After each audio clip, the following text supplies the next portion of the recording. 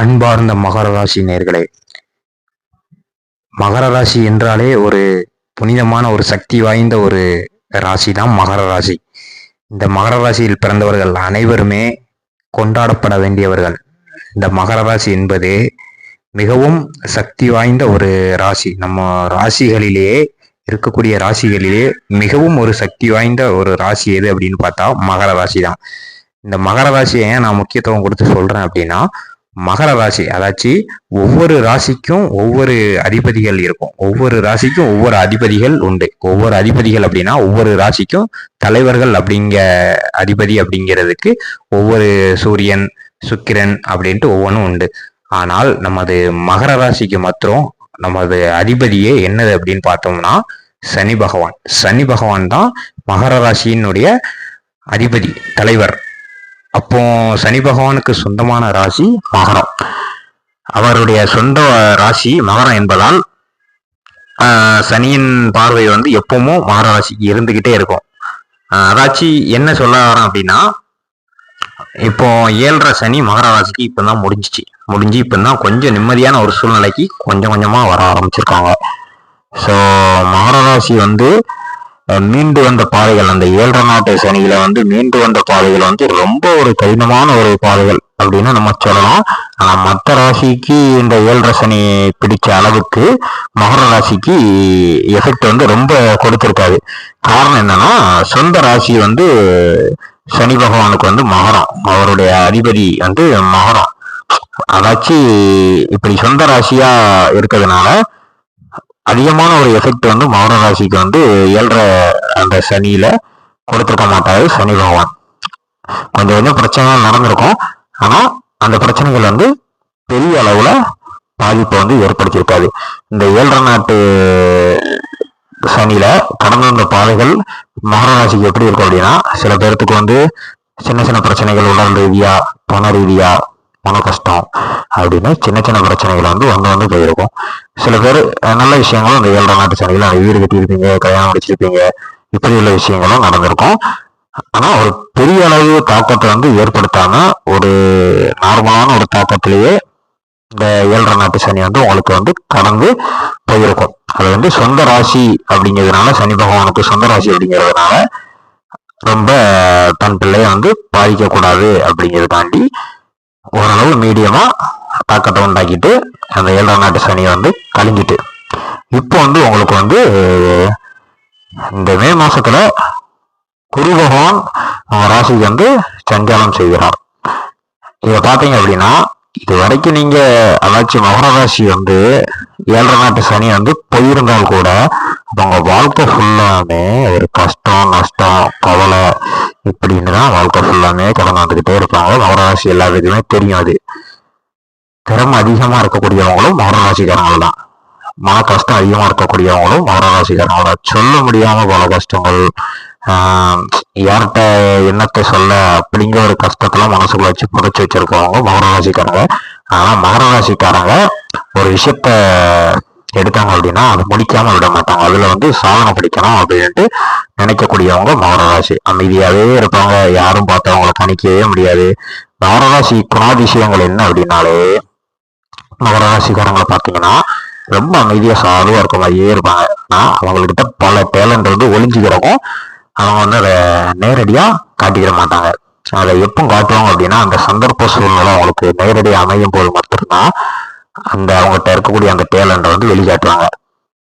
இப்போ நம்ம மற்ற ஆள் பார்வைக்கு மகர ராசிக்காரங்க எப்படி தெரிவாங்க அப்படின்னா, இந்த பையன் ரொம்ப சாதுவா இருக்கான், இந்த பொண்ணு ரொம்ப சாதுவா இருக்கு, அவ்வளோ ஒரு டேலண்ட் இருக்காது அப்படிங்கிற மாதிரிதான் வெளித்தோற்றம் மற்றவங்களுடைய பார்வைக்கு மகர ராசிக்காரங்க மேல இருக்கும். ஆனா மகர ராசிக்காரங்க தன்னை கணிக்கக்கூடிய ஆளையே இவங்க அதுக்கு முன்னுக்கிட்டே கணிச்சிருவாங்க. இந்த ஆள் இப்படி அப்படின்ட்டு பார்வை, தோற்றம், அவங்களுடைய பேச்சை வச்சு மகர ராசிக்காரங்க எதிர் திசையில இருக்கவங்கள ஈஸியா கணிச்சிருவாங்க. அந்த ஒரு டேலண்ட் மகர ராசிட்ட அதிகமா இருக்கு. எல்லாத்துட்டையுமே மகர ராசிக்காரங்கிட்ட இந்த டேலண்ட் இருக்கும். தன்னை பத்தி பேசக்கூடியவங்க இல்லை அப்படின்னா, ஒரு ஆளை புதுசா அன்னைக்குதான் பாக்குறீங்க, அவருடைய பேச்சு, நடவடிக்கை அதை வச்சு உடனே அவங்கள டெஸ்ட் பண்ணிடுறாங்க. இவர் இப்படித்தான் அப்படின்ட்டு டெஸ்ட் பண்ற அளவுக்கு மகர ராசி ரொம்ப டேலண்ட் வாய்ந்த ஒரு ராசிக்காரங்க மகர ராசிக்காரங்க. இப்போ மகர ராசிக்காரங்களுக்கு குரு பகவான் சஞ்சாரம் செய்வதனால் இது வரைக்கும் இருந்த கஷ்டங்கள் கொஞ்சம் கொஞ்சமா தீர ஆரம்பிக்கும். முழுசா தீராம கொஞ்சம் கொஞ்சமா தீரும். தாக்கங்கள் பழைய தாக்கங்களை வந்து கொஞ்சம் கொஞ்சமா தீர்ந்து அந்த பழைய அளவு எஃபெக்ட் தாக்கங்களை வந்து மன கஷ்டம் எல்லாமே குறைஞ்சு வந்துகிட்டு இருக்கக்கூடிய நாள் வந்து இது. அதனால மகர ராசிக்காரங்களை வந்து இனிமேல் வாழ்க்கையில முன்னேறணும். பண வரவு வந்து உடனே இருக்காது, ஆனா இதுக்கு முன்னுக்கூட்டி இருந்த கஷ்டங்கள் இனிமேல் இருக்காது. கொஞ்சம் கொஞ்சமா பண வரவு இருக்கும். அவங்க தேவைக்கு தக்கன பண வரவு வந்து வந்துடும். கடன் வந்து மகர ராசிக்காரங்களுக்கு கடன் வந்து ஒரு இப்படிதான் தீரப்போகுது அப்படின்னு நினைப்பீங்க, அதுவுமே தீர்ந்துடும். அது எப்படி தீரும்னா உடனே தீராம கொஞ்சம் கொஞ்சமா பண வரவு வர கடனை தீர்த்துருவீங்க. மகர ராசிக்காரங்க வந்து எந்த விஷயத்தை எடுத்தாலும் அதுல வந்து வெற்றி கண்டால் மாத்திரம்தான் அந்த விஷயத்துல இறங்குவீங்க, இல்லைன்னா அந்த விஷயத்துல இறங்கவே மாட்டீங்க. ஸோ மகர ராசிக்காரங்களுக்கு இந்த 2025 ஆண்டு வந்து ஒரு நல்ல ஒரு ஆண்டாவே இருக்க போகுது. 7 நாட்டு சனி வந்து முடிஞ்சிட்டு குரு பகவான் சஞ்சாரம் செய்வதனால் உங்களுக்கு வந்து இது வரைக்கும் இருந்த மன கஷ்டங்கள் குழப்பங்கள் எல்லாமே தீர்ந்து நல்ல ஒரு நிலைமைக்கு நீங்க வர்றீங்க. கொஞ்சம் அதாச்சும் இதுல வந்து கொஞ்சம் பிரச்சனைகள் அப்படின்ட்டு என்ன 2025 கொஞ்சம் பிரச்சனைகள் மகராசிக்கு இருக்கு அப்படின்னா அது என்ன அப்படின்னு பாத்தீங்க அப்படின்னா எச்சரிக்கையா இருக்கணும், அவ்வளவுதான். அதாச்சும் ஒரு விஷயத்துல நீங்க இறங்க போறீங்க அப்படின்னா கொஞ்சம் முன்னெச்சரிக்கையா எந்த விஷயத்தையுமே டக்குன்னு எடுத்த உடனே நான் ஒரு ஒரு வேலையோ இல்லைன்னா வேற ஒரு ஏதோ ஒரு எதுல ஒண்ணுல நீங்க பிசினஸ்லயே இறங்க போறீங்க அப்படின்னா டக்குன்னு இறங்கிடக்கூடாது. கொஞ்சம் யோசிச்சு அதை ஆராய்ச்சி பண்ணி இறங்கலாமா வேண்டாமா, இந்த இன்வெஸ்ட்மெண்ட் போட்டா அது நமக்கு திருப்பி எப்படி கிடைக்கும் அப்படின்ட்டு கொஞ்சம் ஆராய்ச்சி செஞ்சு இறங்குறது நல்லது. இது வந்து இது ஒரு பொதுவான ஒரு விஷயம் தான். இதுல வந்து நீங்க வந்து கொஞ்சம் எச்சரிக்கையா இருக்கணும். வாகனங்கள்ல வந்து அதிவேகமா போகக்கூடாது, நிதானமா நீங்க போகக்கூடிய இடத்துக்கு போகணும். இது ஒரு பொதுவான விஷயங்கள் தான். இதை நீ மகர ராசிக்காரங்க வந்து கடைபிடிக்கணும். மற்றபடி ஒரு பெரிய ஒரு எஃபெக்டான ஒரு தீமைகள் அப்படி எதுவுமே மகர ராசி கிடையாது. ஏன் அப்படின்னா மகரத்துடைய சொந்த அதிபதியே சனி என்பதால் தாக்கங்களை ரொம்ப வந்து குறைச்சி ஒரு அளவுக்கு தான் கொடுப்பாரே தவிர அதிகப்படியான தாக்கங்களை வந்து சனி பகவான் மகர ராசிக்கு கொடுக்கவே மாட்டாரு.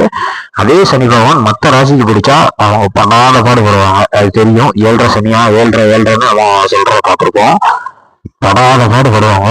ஆனா மகர ராசிக்காரங்களுக்கு மாத்திரம் அந்த எஃபெக்ட் வந்து சனி பகவான் கொடுக்க மாட்டாரு. சொந்த ராசி என்பதால் எப்பவுமே சனி பகவான் வந்து கூடவே மகர ராசி கூட இருப்பதால் கொஞ்சம் பிரச்சனைகள்னா என்ன அப்படின்னா சின்ன மன கஷ்டங்கள் அது மகர ராசிக்கு வந்து பொதுவான இயல்பான ஒன்று. இது வந்து இருந்துகிட்டு இருக்கும். ஆனா பெரிய மற்ற ராசிக்காரங்க படுற அந்த கஷ்டத்தை வந்து மகர ராசிக்காரங்க பட மாட்டாங்க.